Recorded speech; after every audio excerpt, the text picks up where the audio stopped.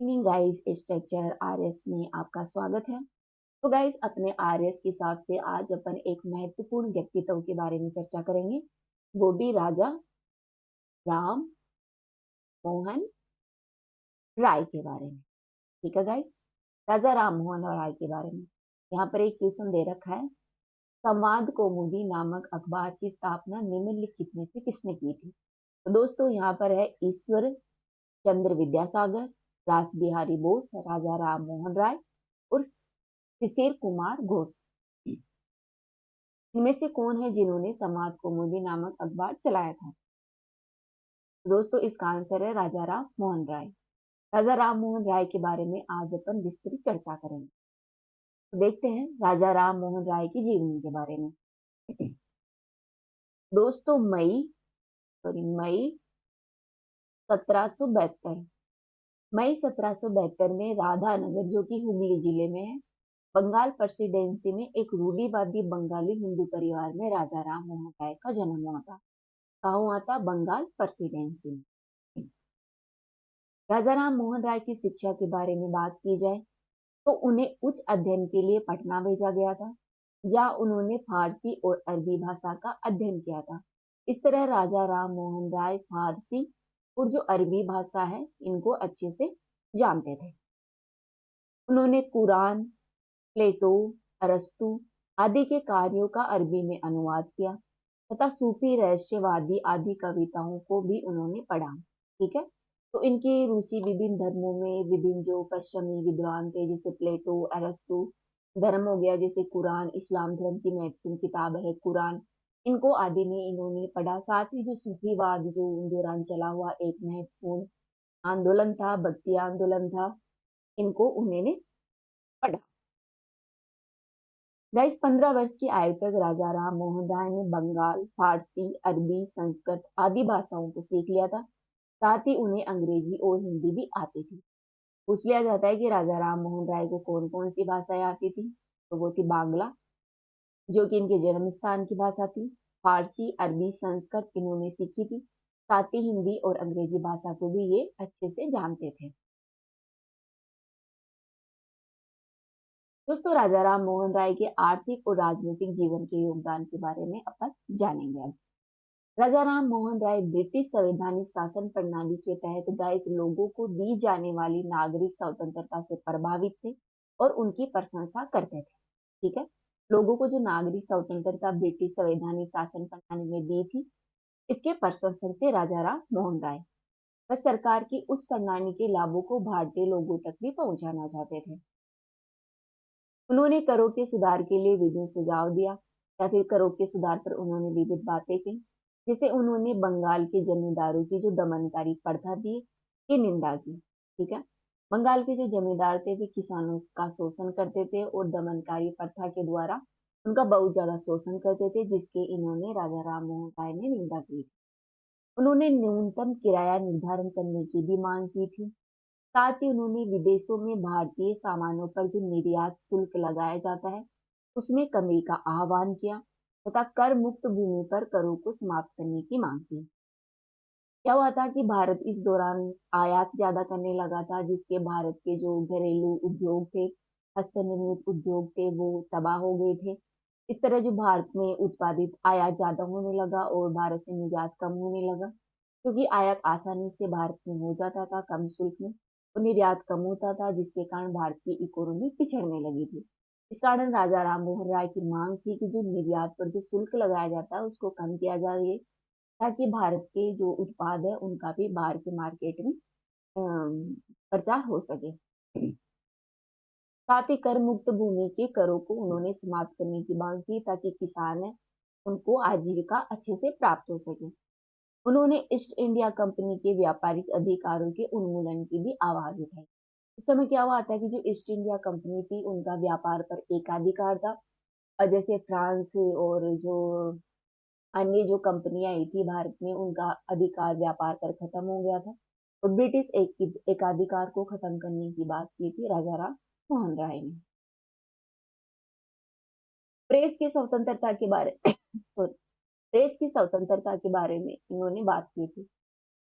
उन्होंने ब्रिटिश सरकार सॉरी उन्होंने ब्रिटिश सरकार की अन्यायपूर्ण नीतियों के खिलाफ, विशेष रूप से जो प्रेस की स्वतंत्रता थी आदि के पर प्रतिबंध के खिलाफ की बात की। ठीक है।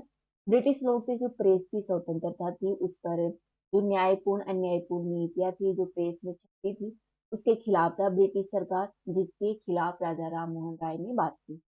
उन्होंने लेखन और गतिविधियों के माध्यम से गाइस भारत में स्वतंत्रता प्रेम के आंदोलन का भी समर्थन किया था। जब 1819 में लॉर्ड हेस्टिंग द्वारा प्रेस सेंसरशिप की ढील दी गई तो राजा राम मोहन राय ने 3 पत्रिकाएं मिली। द ब्राह्मीकण मैगजीन 1821 की, बंगाली साप्ताहिक संवाद कौमुदी और फारसी साप्ताहिक मिरातुल उल अखबार। ये ध्यान रखना, इन पत्रिकाओं के नाम पूछ लिए जाते हैं कि ये पत्रिकाएं किनकी है। कौन कौन सी है? बंगाल साप्ताहिक संवाद कौमुदी, फारसी साप्ताहिक और मिरातुल उल अखबार, द ब्राह्मीकण मैगजीन। इनके प्रशासनिक सुधारों के बारे में बात करें तो गाइस उन्होंने भारतीय और यूरोपीय लोगों के बीच में समानता की मांग की। उस समय क्या होता था कि जो भारतीय लोग थे और जो यूरोपीय लोग थे उनके बीच में भेदभाव होता था, उसको खत्म करने की बात की थी राजा राम मोहन राय ने। वह बेहतर सेवाओं के भारतीयकरण और न्यायपालिका के कार्यपालिका को अलग करना। ठीक है, ध्यान रखना, ये फैक्ट पूछ लिया जाता है कि कौन से स्वतंत्रता सेनानी है जिन्होंने बेहतर सेवाओं के भारतीयकरण की मांग की और न्यायपालिका को कार्यपालिका से अलग करने की बात की। अब उनके सामाजिक योगदान के बारे में अपन चर्चा करेंगे। उन्होंने सामाजिक और राजनीतिक परिवर्तन के साधन के रूप में सुधारवादी धर्मों, धार्मिक संघों की कल्पना की। गाइस 1814 में उन्होंने आत्मीय सभा की स्थापना की। सबकी आत्मीय सभा की स्थापना उन्होंने 1814 में की, ध्यान रखना। फिर 1821 में उन्होंने कलकत्ता यूनिटेरियन एसोसिएशन की स्थापना की तथा 1828 में ब्रह्मा समाज की स्थापना की और ब्रह्मा सभा की स्थापना की और ब्रह्मा समाज का गठन किया इन्होंने 1828 में। ठीक है, पूछ लिया जाता है इन संस्थाओं के बारे में कि इन संस्थाओं का गठन कब और किसने किया। तो देख लेते हैं वापस से। आत्मीय सभा की स्थापना राजा राम मोहन राय ने 1814 में की। ब्रह्मा समाज की स्थापना इन्होंने 1828 में की थी और कलकत्ता यूनिटेरियन एसोसिएशन की स्थापना इन्होंने 1821 में की। उन्होंने गाइस महिलाओं के अधिकारों के लिए अभियान चलाई, जिसमें विधवाओं के पुनर्विवाह के अधिकार की बात की तथा महिलाओं को संपत्ति रखने के अधिकार की भी इन्होंने बात की थी। ठीक है, तो महिलाओं का, विधवा जो महिलाएं होती थी उनके पुनर्विवाह की और महिलाओं के पास संपत्ति होनी चाहिए इसके अधिकार की बात राजा राम मोहन राय ने की थी। उनके प्रयासों से गाइस 1829 में जो तत्कालीन गवर्नर थे भारत के उस दौरान, लॉर्ड विलियम बेंटिंग, उनके द्वारा सती प्रथा को समाप्त कर दिया गया और बहुविवाह प्रथा का विरोध किया गया। तो इसके दौरान सती प्रथा अधिनियम है वो भारत में आया था 1829 में। राजा राम मोहन राय के प्रयासों से किसके द्वारा लाया गया था? लॉर्ड विलियम बेंटिंग के द्वारा। ये पूछ लिया जाता है, ध्यान रखना। तो राजा राम मोहन राय ने जाति व्यवस्था, छुआछूत, अंधविश्वास, नशीले पदार्थ के इस्तेमाल पर जो रोक लगाने के खिलाफ इन्होंने बात की, मतलब इन पर रोक लगाने की इन्होंने बात की। छुआछूत, जाति व्यवस्था, अंधविश्वास और नशीले पदार्थों का लोग सेवन करते थे, इनके खिलाफ उन्होंने बाल विवाह, बहु विवाह, महिलाओं की निरक्षरता और विधवाओं को निम्न स्थिति पर भी उन्होंने प्रहार किया। साथ ही उन्होंने तर्कवार और आधुनिक वैज्ञानिक दृष्टिकोण पर जोर दिया। ये फैक्ट ध्यान रखना कि कौन से जो सामाजिक कार्यकर्ता है जिन्होंने तर्कवाद और आधुनिक वैज्ञानिक दृष्टिकोण पर ध्यान दिया, तो वो थे राजा राम मोहन राय। उस समय हिंदू समाज की जो कथित बुराइयां थी उनके खिलाफ आवाज उठाई। जैसे उस समय जो हिंदू समाज में बुराइयां थी जैसे सती प्रथा के उन्मूलन में इन्होंने महत्वपूर्ण योगदान दिया था।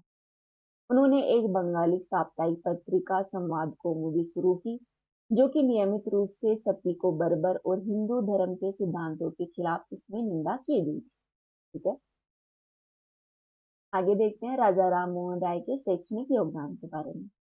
गाइस उन्होंने पश्चिमी वैज्ञानिक शिक्षा में भारतीयों को अंग्रेजी में शिक्षित करने के लिए कई स्कूल शुरू किए। ठीक है, तो इन्होंने जो पश्चिमी एजुकेशन थी उसको बढ़ावा देने की बात की।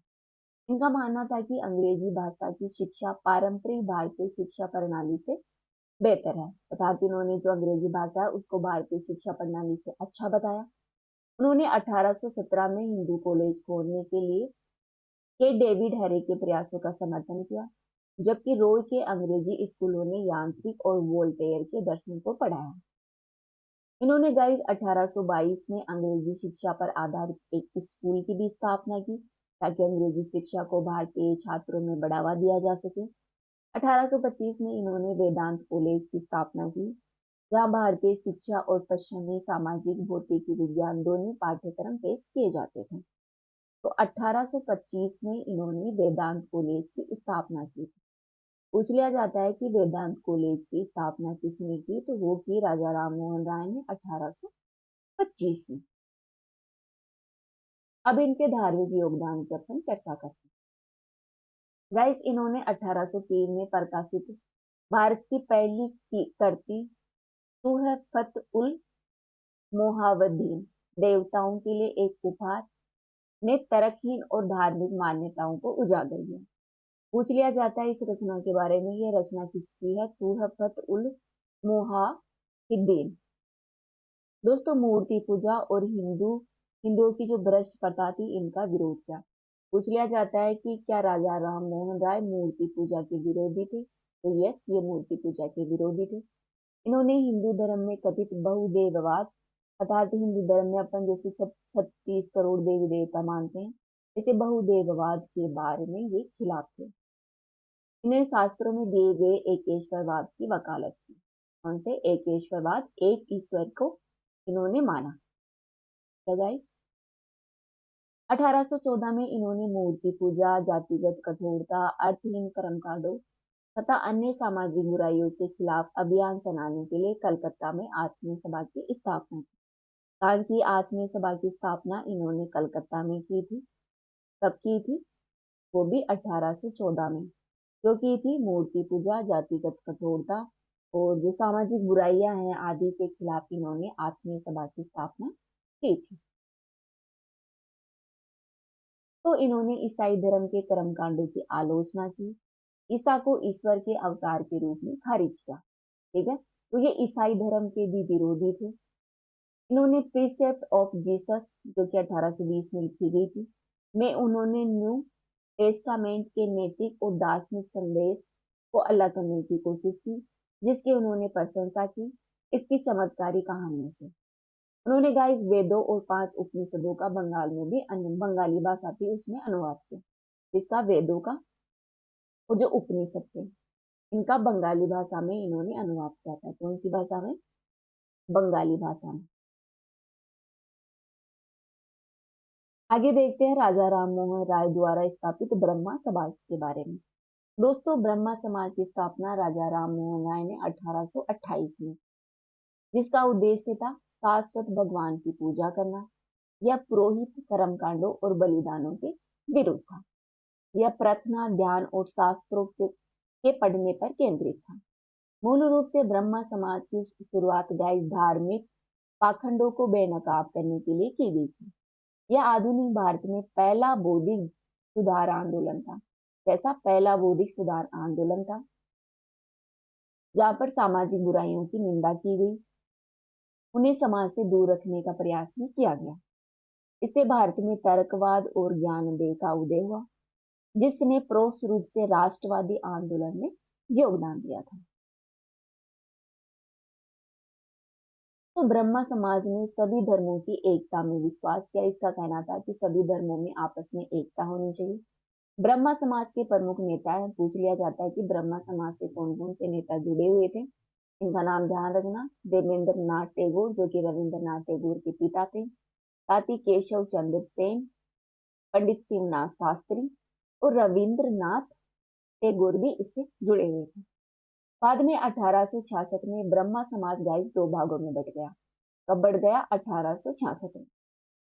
अर्थात केशव चंद्र सेन के नेतृत्व में ब्रह्मा समाज रहा और देवेंद्र नाथ टैगोर के नेतृत्व में आदि ब्रह्मा समाज की स्थापना हुई। ठीक है, कैसे बटा? ब्रह्मा समाज 1866 में 2 भागों में बट गया। एक संस्था की एक भाग की जो नेतृत्व किया था वो केशव चंद्र सेन ने किया था, और एक का किया था वो अपने देवेंद्रनाथ टैगोर ने, जिसका नाम रखा गया आदि ब्रह्म समाज। दोस्तों, राजा राम मोहन राय और उनके ब्रह्मा समाज ने भारतीय समाज को उस समय के समाज में व्याप्त ज्वलंत मुद्दों के प्रति जागृत करने के लिए महत्वपूर्ण भूमिका निभाई थी। यह आधुनिक भारत के सभी सामाजिक, धार्मिक और राजनीतिक आंदोलन का अग्रदूत माना जाता है। अब अपन चर्चा करेंगे राजा राम मोहन राय की विचारधारा क्या थी। दोस्तों, पश्चिमी आधुनिक विचारों से राजा राम मोहन राय प्रभावित थे। इन्होंने तर्कवाद और आधुनिक वैज्ञानिक दृष्टिकोण पर जोर दिया। ठीक है, तो ये विज्ञानवाद के पक्ष में। उनका मानना था कि धार्मिक रूढ़िवादिता समाज की स्थिति में सुधार करने के बजाय चोट का काम करती है, परेशानी का एक स्रोत और सामाजिक जीवन के लिए हानिकारक तथा लोगों के लिए हतप्रद है। इनका मानना था कि बलिदान, कर्मकांड लोगों के पापों की भरपाई नहीं कर सकते, या आत्मशुद्धि और पश्चाताप के माध्यम से ही किया जा सकता है। इसके अलावा इन्होंने धार्मिक सुधार, सामाजिक सुधार, राजनीतिक सुधार आदि के आधुनिकीकरण की बात की। ठीक है, आधुनिकीकरण में ये विश्वास करते थे कि तत्कालिक समस्या उनके मूल बंगाल की धार्मिक और सामाजिक स्थितियों का पतन था। दोस्तों, वह जाति व्यवस्था के प्रबल विरोधक थे। सभी मनुष्य की सामाजिक समानता में उनका विश्वास था। ठीक है, राजा राम मोहन राय इस्लामी एकेश्वरवाद के प्रति आकर्षक थे। ठीक है, एक ईश्वर की वकालत ये मानते थे जो कि इस्लाम में थे। इनका मानना था कि एकेश्वरवाद मानवता के लिए एक सार्वभौमिक मॉडल का समर्थन करता है। उन्होंने कहा कि एकेश्वरवाद भी वेदांत का ही एक मूल तरह का संदेश है। एकात्मक ईश्वर का उनका विचार रूढ़िवादी हिंदू धर्म के जो बहुदेववाद थे तथा ईसाई धर्म के जो त्रित्ववाद के लिए सुधारात्मक कार्य इन्होंने किया। दोस्तों, इन्होंने जोर देकर कहा कि हिंदू समाज तब तक प्रगति नहीं कर सकता जब तक महिलाओं को अमानवीय उत्पीड़न जैसे कि अशिक्षा, सती प्रथा, पर्दा प्रथा, बाल विवाह आदि से मुक्त नहीं किया जाता। उन्होंने सती को हर मानवीय और सामाजिक भावनाओं के उल्लंघन के रूप में तथा एक जाति के नैतिक पतन के लक्षण के रूप में भी चित्रित किया। अब अपन जानेंगे राजा राम मोहन राय की कुछ महत्वपूर्ण साहित्यिक कृतियां जो यहाँ पर दे रखी हैं। इन्होंने साहित्यिक कृतियां लिखी थी, इनको ध्यान रखना, पूछ लिया जाता है। तुहफत उल मोहावदी जो कि 1804 में लिखी थी। वेदांत गाथा 1815 में लिखी थी। वेदांत सार के संक्षिप्तीकरण का अनुवाद इन्होंने 1816 में किया था। कनौक उपनिषद, ईसो उपनिषद, कठोक उपनिषद और मुंडक उपनिषद आदि का भी इन्होंने अनुवाद किया था। इसके अलावा हिंदू धर्म की रक्षा इन्होंने 1820 में लिखी थी। The precept of Jesus, the guide to peace and happiness इन्होंने 1820 में लिखी थी। क्या नाम है? The precept of Jesus, the guide to peace and happiness. Bengali व्याकरण लिखा इन्होंने 1826 में।